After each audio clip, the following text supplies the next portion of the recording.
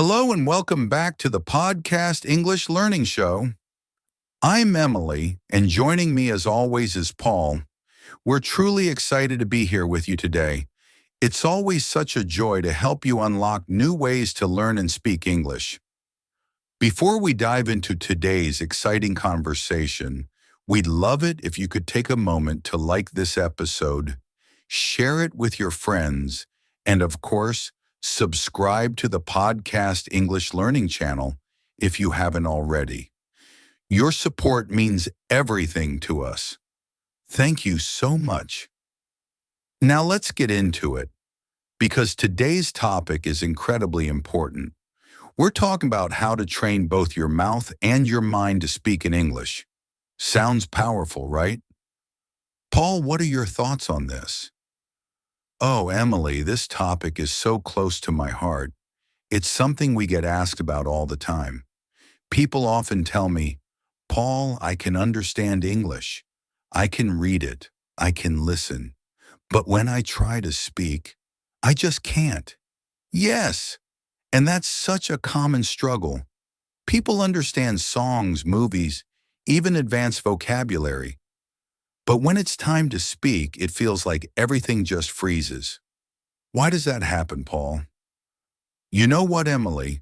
I truly believe it's because most people don't actually train their mouth to speak English. It's like reading a book about how to drive a car, but never sitting behind the wheel.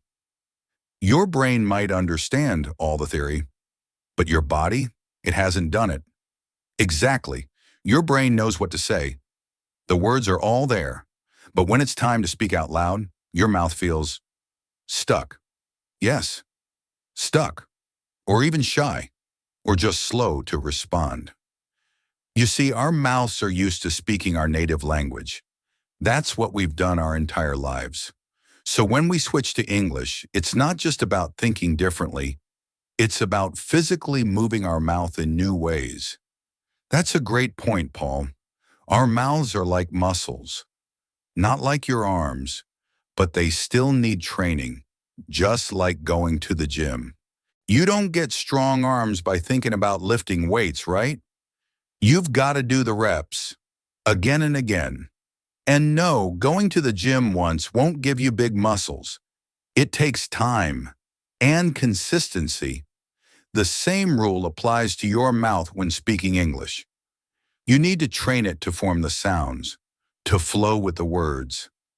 At first, it may feel awkward, even stiff, but the more you practice, the easier it becomes. So when someone knows lots of vocabulary but still can't speak, it's not about intelligence, not at all.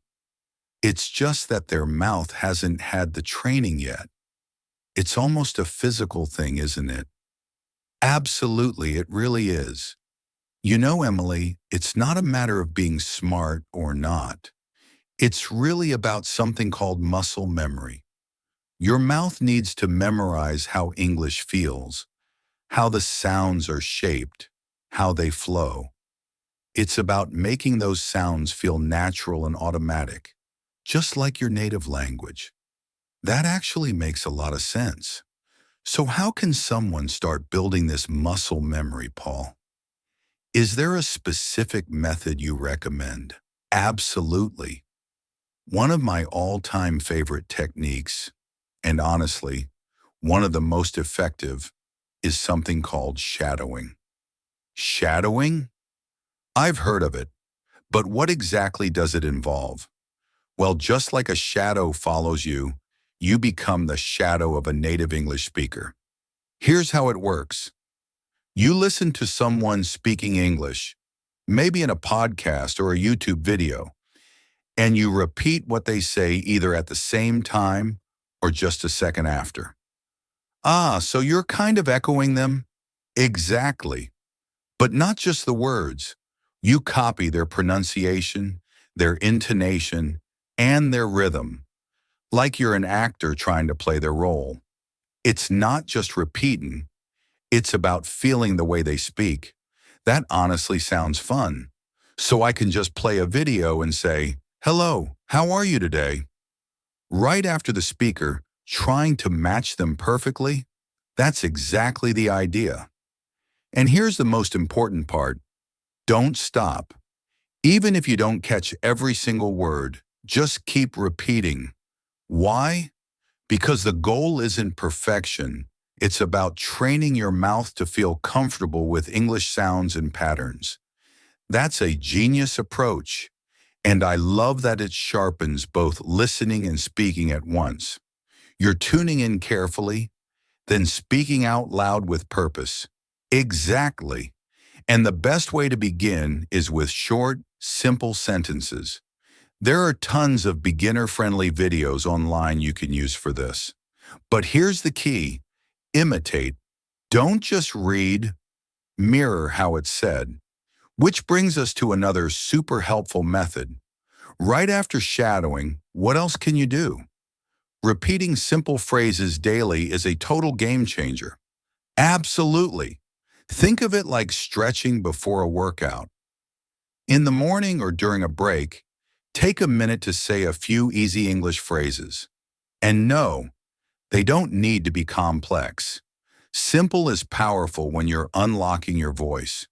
Phrases like, I'm ready, I can do it, let's go. They warm up your mouth and build confidence, one word at a time. Even something as basic as good morning or thank you can make a big impact. And here's the fun part. Say them with feeling.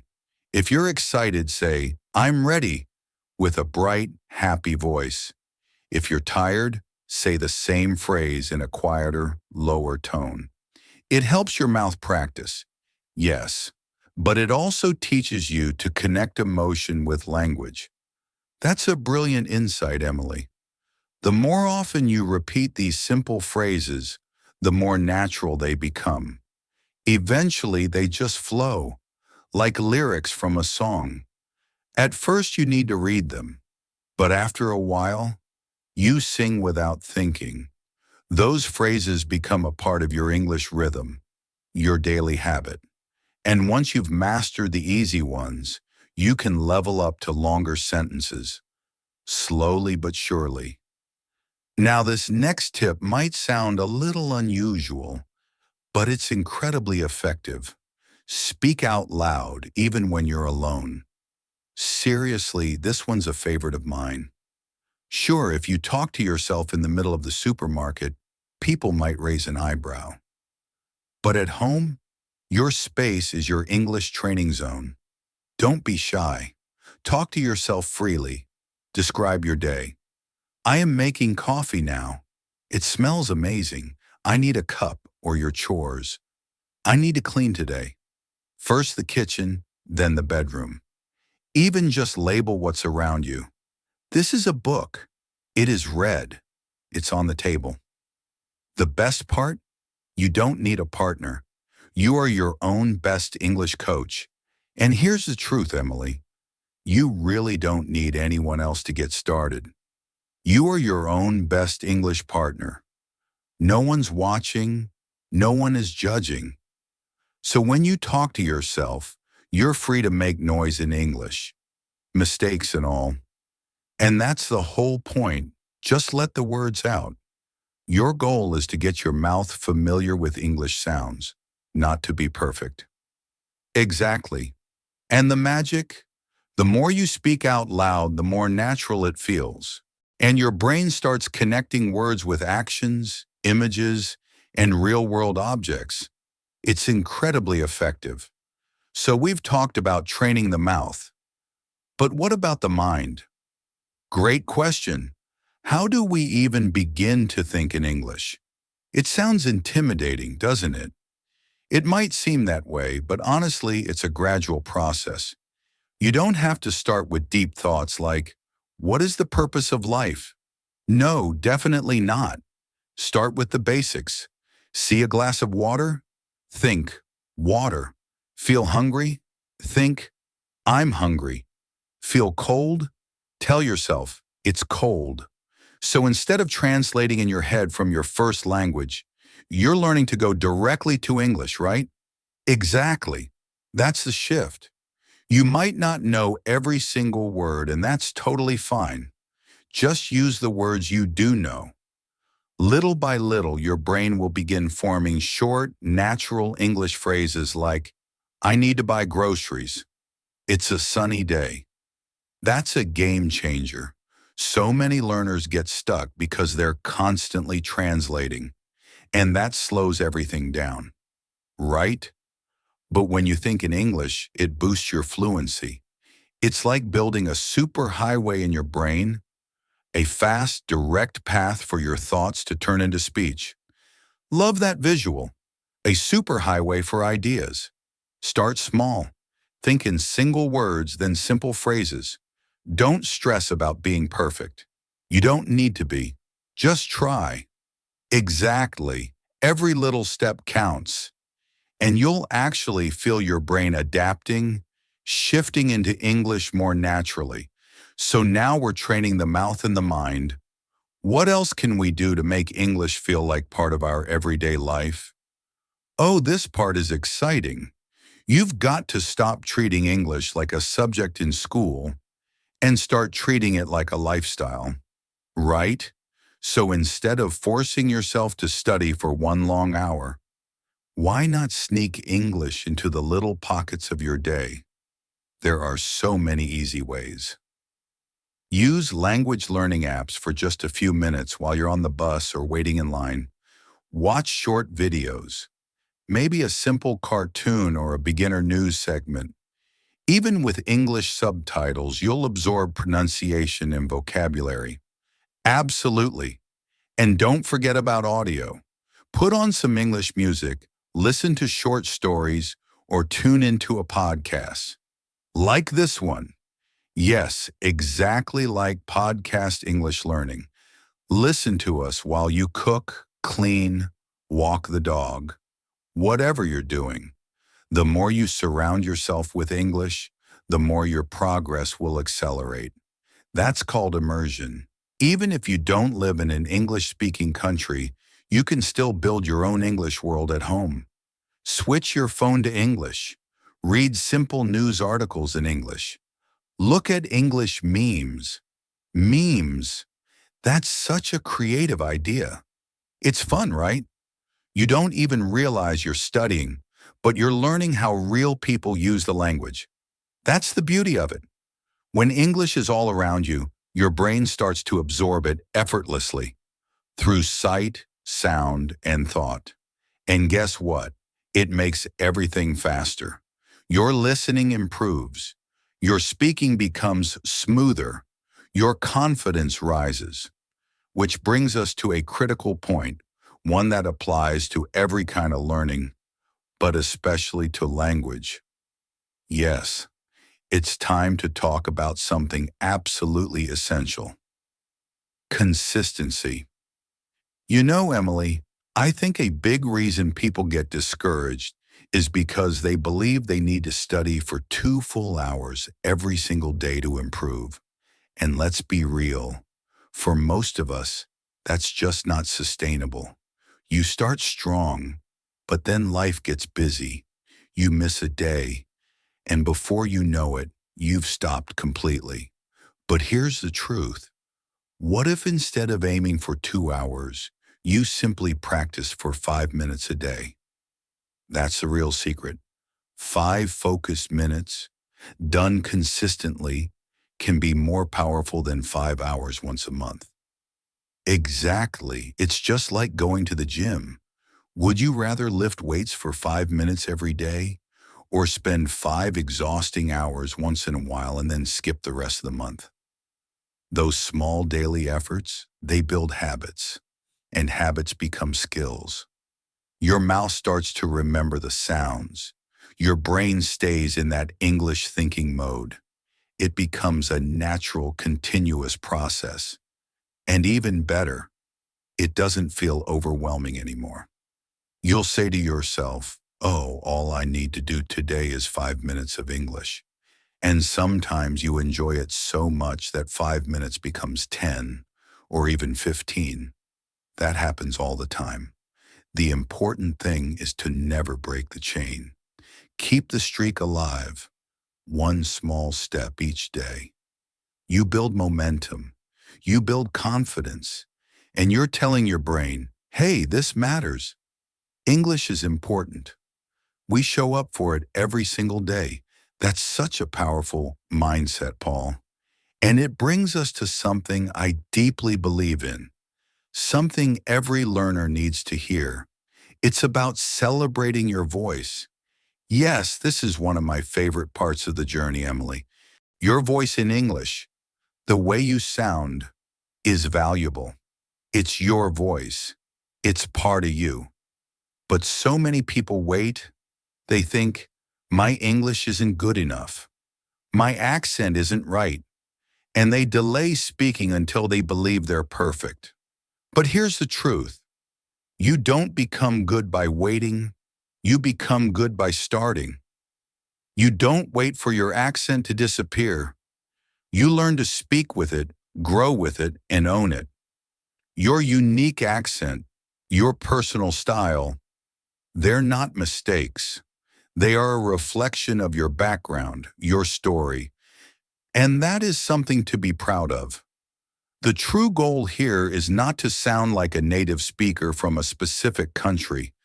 The goal is to communicate clearly and confidently. And the beautiful thing is, you can do that even with an accent, even with small mistakes, because when people understand you, when you share your message, that's when English becomes real. When you embrace your voice, you feel more confident. And when you feel confident, you naturally speak more. It's a positive cycle, a beautiful one. So next time you speak, whether it's to a friend or just to yourself, smile and say, this is my voice.